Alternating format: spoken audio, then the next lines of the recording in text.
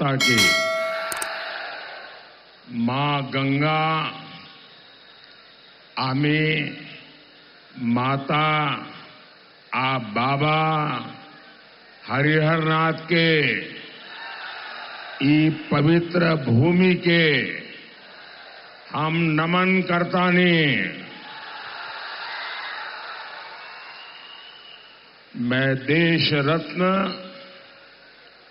Doctor Rajendra Prasad, लोकनायक जयप्रकाश नारायण और भिखारी ठाकुर की इस भूमि को नमन करता हूं। सारण का ये स्नेह मेरे सर आंखों पर है। आज आपका उत्साह सातवें आसमान पर है। इस आशीर्वाद के लिए मैं आपका बहुत आभारी हूं। मैं आपका कर्जदार हूं। सबसे पहले तो मैं आप सबकी क्षमा मांगना चाहता हूं। हमारे साथियों ने, हमारे भारतीय जनता पार्टी के कार्यकर्ताओं ने ये जो पंडाल बनाया है, ये व्यवस्था बहुत छोटी पड़ गई और मैं देख रहा हूं इससे ज्यादा लोग बाहर धूप में तप रहे हैं। जो धूप में तप रहे हैं, जिनको ये असुविधा हुई, इसके लिए मैं उनकी क्षमा मांगता हूं। लेकिन मैं उनको विश्वास दिलाता हूं, कि मैं उनकी ये तपस्या बेकार नहीं जाने दूंगा। आपका प्यार, आपके आशीर्वाद और आपकी ये तपस्या, मैं इस क्षेत्र का विकास करके आपकी इस तपस्या को जरूर लौटाऊंगा।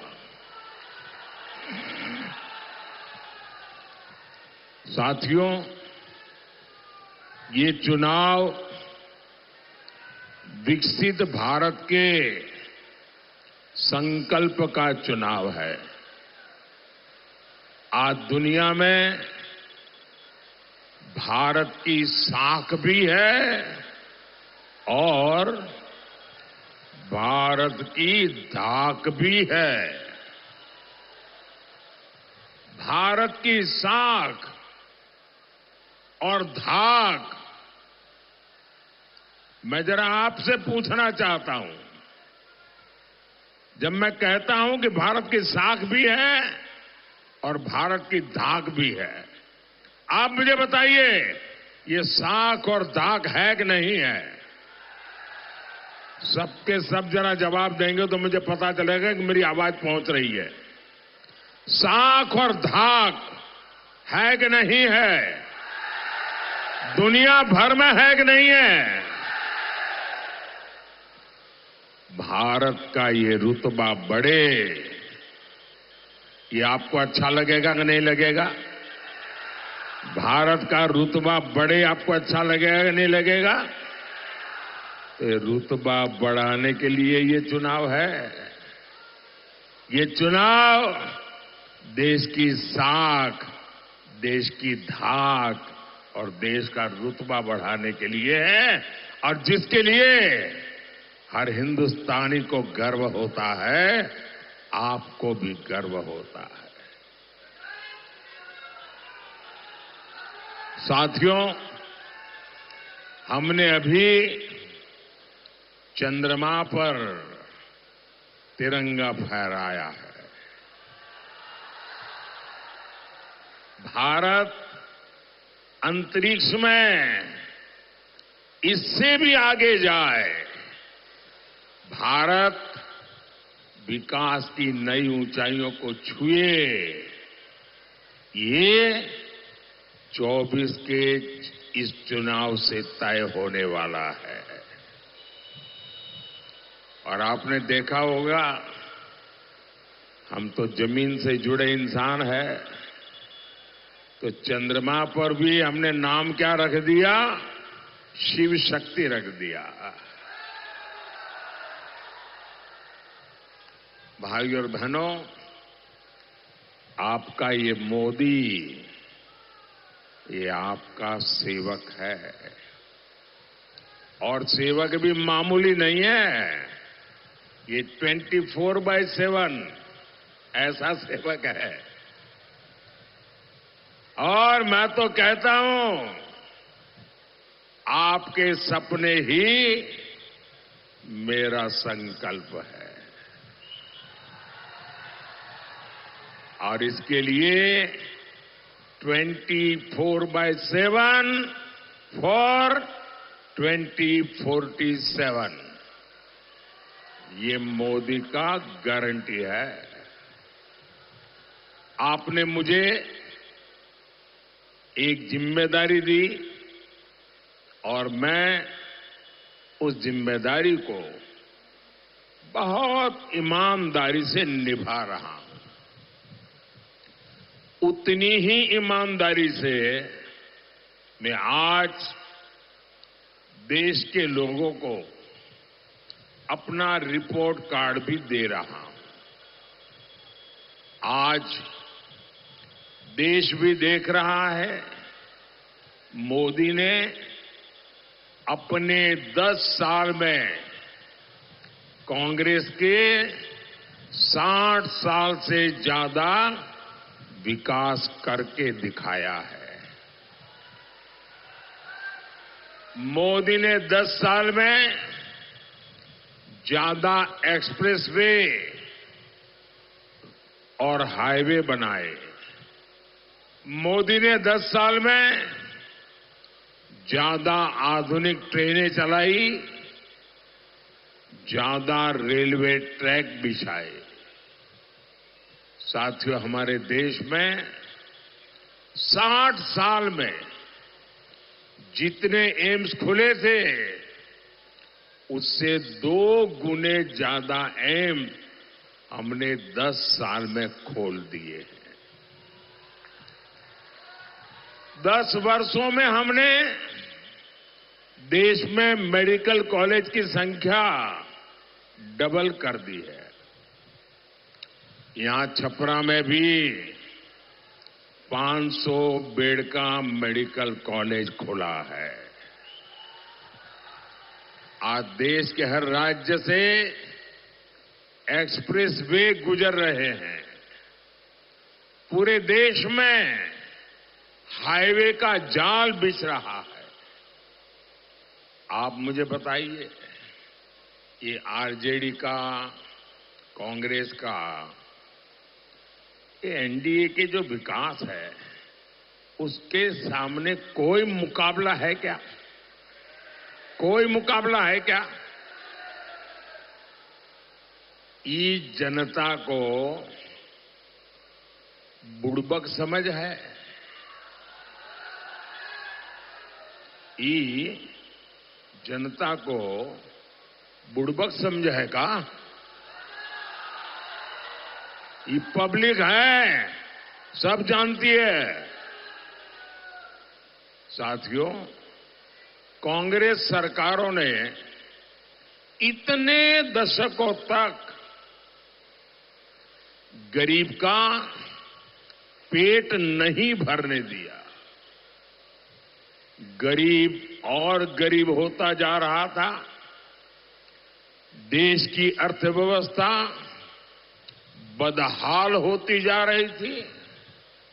लेकिन सरकार में बैठे लोग कहते थे और बिना शर्म कहते थे, हमारे पास क्या जादू की छड़ी है क्या? ये घोटाले करके अपनी तिजोरियां भर रहे थे, लेकिन गरीब का पेट भरने की चिंता उन्हें नहीं थी। साथियों, ये मोदी है जिसने ये गारंटी दी कि कोई गरीब भूखा नहीं सोएगा। गरीब के घर का चूल्हा जलता रहेगा। ये मोदी है जिसने गारंटी दी और आज 80 करोड़ देशवासियों को मुफ्त में राशन पहुंच रहा है। ये मोदी है जिसने गारंटी दी कि मैं जिसके पास घर नहीं है, जो झुग्गी झोपड़ी कच्चे मकान में जिंदगी गुजारता है, जो गर्मी में बारिश में ठंड में परेशानी से जीता है, मोदी चैन से नहीं बैठ सकता। इसलिए मोदी ने तय किया, मैं गरीबों के लिए पक्के घर बनाऊंगा। 4 करोड़ पक्के घर बना के गरीबों को दे दिए। अच्छा, मेरा एक काम करेंगे आप लोग, मेरा एक काम करेंगे, सबके सब जरा हाथ ऊपर करके बताएं तो मैं बताऊं काम। मेरा एक काम करेंगे, पक्का करेंगे। देखिए, अभी आप ये राजीव रूडी के लिए गांव गांव जाते होंगे, चुनाव प्रचार करते होंगे, लोगों से मिलते होंगे। कहीं पर भी अगर आपको गांव में कोई ऐसा परिवार नजर आए जो आज भी झोपड़ी में रहता है, घर उसका कच्चा है, अगर उसके यहां शौचालय नहीं है, अगर उसके यहां नल से जल नहीं पहुंचा है, अगर उसके यहां गैस का कनेक्शन नहीं है, तो आप उसका डिटेल लिख करके मुझे भेज दीजिए और उसको कह देना कि मोदी जब तीसरी बार प्रधानमंत्री बनेगा ना, जो रह गए हैं उनका भी काम हो जाएगा। और आप बिना चिंता किए, ये मोदी की गारंटी है, बता देना, मेरे लिए तो आप ही मोदी है। हर घर में साफ पानी पहुंचे, महिलाओं को शौच के लिए बाहर जाना न पड़े, बहनों को चूल्हे के धुएं में सांस न लेनी पड़े। जीवन की ऐसी छोटी छोटी चीजें, छोटी बड़ी जरूरतें, इनकी चिंता मोदी ने की। और ये मैं किताबों में पढ़ के नहीं आया था, इसके मैंने किसी का टीवी वीडियो मंगवा के नहीं देखा था, मैं उस जिंदगी को जी करके आया हूं।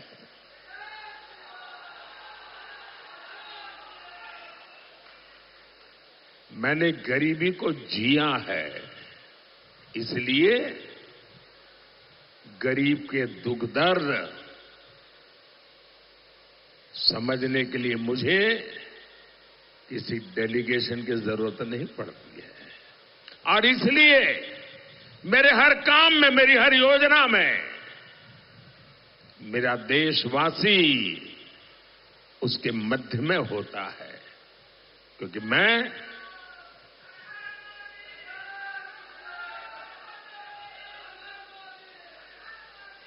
और इसका सबसे ज्यादा फायदा किसे हुआ? हमारे बिहार जैसे राज्यों को हुआ। आज बिहार के 8 करोड़ से ज्यादा जरूरतमंदों को मुफ्त राशन मिल रहा है। 1.25 करोड़ शौचालय बिहार की बहनों के लिए बने हैं। बिहार में 40 लाख परिवारों को प्रधानमंत्री आवास मिले हैं। और मोदी इतने पर ही नहीं रुका है, मोदी ने तय किया है अगले 5 वर्षों में हम गरीबों के लिए 3 करोड़ और घर बनाएंगे। मोदी को एहसास है कि हमारे युवाओं को अपने माता पिता के इलाज की चिंता रहती है। आजकल हर परिवार में माता पिता, दादा दादी, नाना नानी, चाचा चाची, बुजुर्ग होते ही होते, हर परिवार में होते। और 70 साल के बाद कोई न कोई बीमारी भी होती है। सब मेरे जैसे थोड़े होते हैं। और मुझे तो परमात्मा ने आपकी सेवा के लिए भेजा है, इसलिए वही मुझे तो संभाल लेता है। लेकिन आपके परिवार में तो कोई न कोई बीमारी होती है और उसके कारण जो बेटा बेटी कमाते हैं उन पर डबल चिंता रहती है कि मां बाप की सेवा करें, उनकी बीमारी में इलाज करें, कि बच्चों की पढ़ाई का चिंता करें, बच्चों के सपने पूरा करें, क्या करें, ये उसकी चिंता होती है। और इसलिए मैंने तय किया है अब आप अपने माता पिता की, दादा दादी की, चाचा चाची की, नाना नानी की, जो 70 साल से ऊपर के हैं, बीमारी में उनकी इलाज की चिंता मत कीजिए। दिल्ली में उनका बेटा बैठा है, अब उनके इलाज की चिंताएं मोदी करेगा। 70 साल से ऊपर की आयु के बुजुर्गों के इलाज को मुफ्त करने की हमने व्यवस्था सोची है। और ये मोदी की गारंटी है।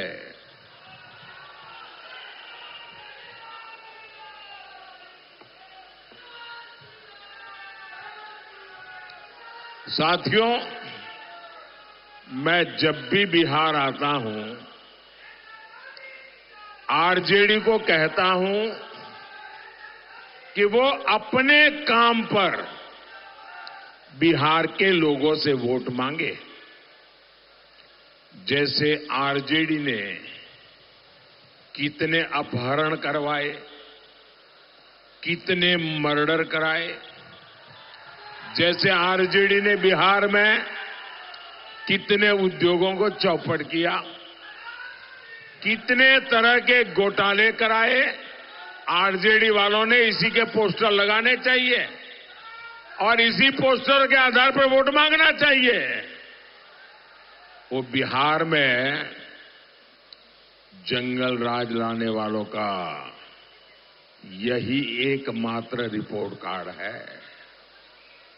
और मैं इन जंगल राज वालों से भी ये भी कहूंगा कि नीतीश जी के नेतृत्व में जो काम हुए हैं, कृपा करके झूठ बोल के उस पर वोट मत मांगिए। आरजेडी के पास अपराध अत्याचार की इतनी बड़ी विरासत है, उसी के आधार पर वोट मांगिए। और आपके पास आरजेडी के लोग वोट मांगने के लिए आए ना, तो पल भर के लिए सोचना कि जंगल राज में क्या क्या होता था।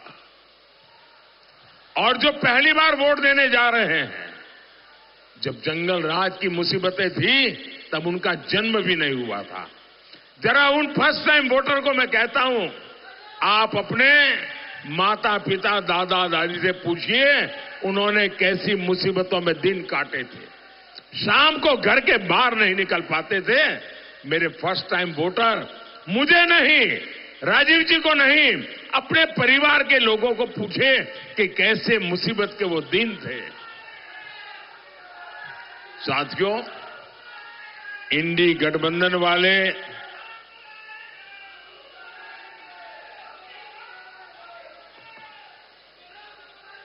इंडी गठबंधन वाले आजकल मुंगेरी लाल के सपने भी देख रहे हैं।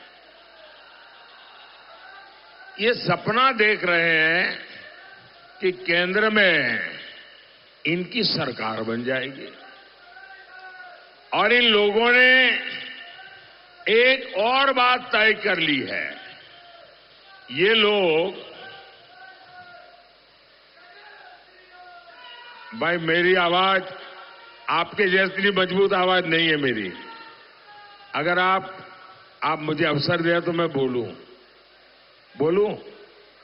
इतने प्यारे नौजवान हो आप, इतने उत्साह से भरे हुए हो, लेकिन आपकी जो आवाज है ना उसको संभाल के रखना, कभी काम आएगी बहुत। इन लोगों ने सोचा है कि 5 साल में 5 प्रधानमंत्री। अब देखिए मुंगेरी लाल सपने कैसे देखते हैं, क्योंकि वो भानुबहन का कुनबा इकट्ठा होने वाला नहीं है जी। ये भानुमति का कुनबा इकट्ठा होने की संभावना नहीं है, इसलिए नई फॉर्मूला लाए कि हर साल एक प्रधानमंत्री, 5 साल में 5 प्रधानमंत्री। अब मुझे बताइए भाई, 5 साल में 5 प्रधानमंत्री होंगे तो इस देश का भला होगा क्या? भला होगा क्या? मुझे बताइए, भला होगा क्या? अरे आपके स्कूल में बच्चा पढ़ता है ना, और अगर हर 2 महीने में टीचर बदल जाए तो आप जाकर के शिकायत करोगे कि भाई ये हर 2 महीने में टीचर बदल जाता है, मेरे बच्चे का क्या होगा? ये कहते हैं 5 साल में 5 प्रधानमंत्री। अब मैंने सुना था कि एक बार 10 किसान इकट्ठे हुए और उन्होंने सोचा कि थोड़ा पैसा निकाल करके हम ट्यूबवेल करें और पानी निकाल करके खेती अच्छी करें। तो उन्होंने पानी की जानकारी वालों को बुलाया, तो उन्होंने कहा देखिए भाई 100 मीटर नीचे जाओगे तो पानी मिलेगा और आपके 10 खेतों में पानी से खेती हो सकती है। तीनों के बहुत अच्छी बात है, अगर 100 मीटर नीचे जाते हैं तो अपना तो काम हो जाएगा। तो इन 10 लोगों ने कहा कि ऐसा करो भाई, 10 मीटर मेरे खेत में गड्ढा करो, दूसरे ने कहा 10 मीटर मेरे गड्ढा करो, तीसरे ने कहा 10 मीटर मेरे यहां करो। तो 10 लोगों ने कहा देखिए 100 मीटर तो हो गया, अब मुझे बताइए ये 10 खेत में 10-10 मीटर के गड्ढे करेंगे तो पानी निकलेगा क्या? पानी निकलेगा क्या? भाई एक जगह पे 100 मीटर निकल जाओगे तब पानी आएगा। ये 5 साल में 5 प्रधानमंत्री हमारा सर फोड़ेंगे, क्या करेंगे? साथियों, अपना वजूद बचाने के लिए आरजेडी कांग्रेस तुष्टीकरण की जिद पर अड़े है। अब आरजेडी कांग्रेस ने दलितों, पिछड़ों के आरक्षण का हक छीनने का ऐलान कर दिया है। आपसे आरक्षण छीनकर ये धर्म के आधार पर आरक्षण देना चाहते हैं। बिहार में जंगल राज लाने वाले नेता ने तो यहां तक कह दिया है कि पूरा का पूरा आरक्षण मुसलमानों को ही दे देना चाहिए। आप कल्पना कर सकते हैं, आरजेडी जिसे सब कुछ पिछड़ों ने दिया, वही आरजेडी पिछड़ों के साथ विश्वासघात करने वाली सबसे बड़ी पार्टी बन गई है। साथियों, इसी मुद्दे पर मैंने कांग्रेस को भी चुनौती दी थी। मैंने कहा था कांग्रेस लिख करके दे कि वो देश में एससी, एसटी, ओबीसी का आरक्षण मुस्लिमों में नहीं बांटेंगे, वो धर्म के आधार पर आरक्षण नहीं लगाएंगे। आज 3 हफ्ता हो गया, कांग्रेस और उनके साथियों के मुंह पे ताला लगा हुआ है। आरजेडी वाले भी इधर उधर की बातें कर रहे हैं, लेकिन कांग्रेस के वादों इरादों को खारिज नहीं कर रहे हैं। इसलिए मैं आज बिहार के हर पिछड़े, हर दलित, हर आदिवासी को गारंटी देता हूं, ये जंगलराज वाले, ये कांग्रेस वाले कोशिश कर लें, मोदी दलितों, पिछड़ों के आरक्षण की लूट नहीं होने देगा, नहीं होने देगा, नहीं होने देगा।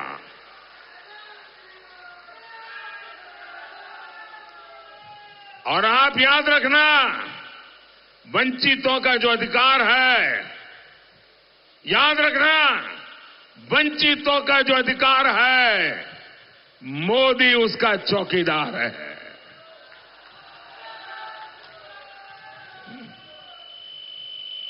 साथियों, आरजेडी और कांग्रेस को मैं ये बताना चाहता हूं, हमारे देश में एक बहुत बड़ा वर्ग ऐसा है जिसको आरक्षण का कोई फायदा नहीं मिला, लेकिन उन समाजों में भी गरीब लोग हैं। राजपूत समाज में भी गरीब लोग हैं, ब्राह्मण समाज में भी है, बनिया समाज में भी है। और इसलिए मैंने कहा कि समाज के जो अन्य वर्ग है, उनके जो गरीब बच्चे हैं, उनके लिए मैं 10% आरक्षण करूंगा। और आप देखिए, 10% आरक्षण किया, किसी का लूट करके नहीं किया,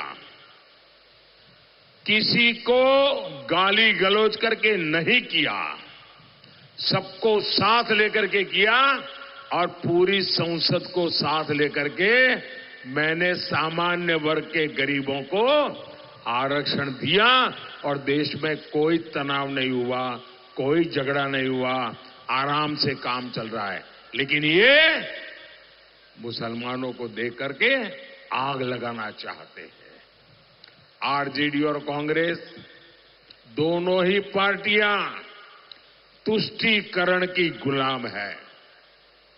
आप भी देखिए, इस चुनाव में कांग्रेस पार्टी के मुद्दे क्या है? कांग्रेस पार्टी का मुद्दा है वो आपकी संपत्ति का एक्सरे करवाएंगे। बताइए, आपके लॉकर में क्या पड़ा है, आपके खेत कहां है, कितनी जमीन है, घर में सोना है, चांदी है, मंगलसूत्र है, क्या क्या है आपके पास, ये सारा एक्सरे करवाएंगे। आपकी जो कमाई है, घर जमीन है, कांग्रेस कहती है कि आप जरूरत से ज्यादा अगर होगा तो ले लेंगे, छीन लेंगे और अपनी वोट बैंक को मजबूत करने के लिए उसको बांट देंगे। भाइयों बहनों, कांग्रेस के नेता कहते हैं कि संपत्ति पर पहला हक मुस्लिमों का है। यही नहीं, ये आपकी जीवन भर की पूंजी भी हड़पना चाहते। कांग्रेस कह रही है आपकी संपत्ति आपके बच्चों को नहीं मिलेगी। हिंदुस्तान के हर मां बाप, गरीब से गरीब भी, तकलीफ रेट झेल करके भी बच्चों के लिए कुछ न कुछ जमा करता है। उसके मन में रहता है कि मरने के बाद बच्चों को कुछ दे करके जाऊं, जो भी हो, घर दूं, खेत दूं, कुछ न कुछ दे करके जाऊं। ये कांग्रेस वाले कहते हैं अब आप अपने बच्चों को नहीं दे पाएंगे, मतलब आपके माता पिता की जो संपत्ति है, उनकी मेहनत की संपत्ति है, वो अब आपको नहीं मिलेगी। आधे से अधिक ये विरासत कर लगा करके छीन लेने वाले हैं। मोदी इसके सामने दीवार बन के खड़ा है, मोदी ये नहीं करने देगा। आप मुझे बताइए, क्या ये विरासत कर देने के लिए कोई तैयार है क्या? आप दे सकते हैं क्या? भाइयों बहनों, हम ये लूट होने नहीं देंगे। साथियों, देश विरोधी और बिहार विरोधी ताकतों को जवाब आपका वोट देगा। मेरा अनुरोध है, 20 मई को सारण से राजीव प्रताप रूडी जी के पक्ष में बड़ी संख्या में कमल बटांग करके उनको विजयी बनाइए। और जब आप राजीव प्रताप रूडी को वोट देंगे ना, तो वो सीधा सीधा मोदी के खाते में जाएगा। ये मोदी के खाते में जाएगा। और राजीव प्रताप रूडी की एक बात मुझे बहुत अच्छी लगती है, जो उनके पास है वो मेरे पास नहीं है। आप उनको कभी भी देखिए, वो हमेशा मुस्कुराते हैं।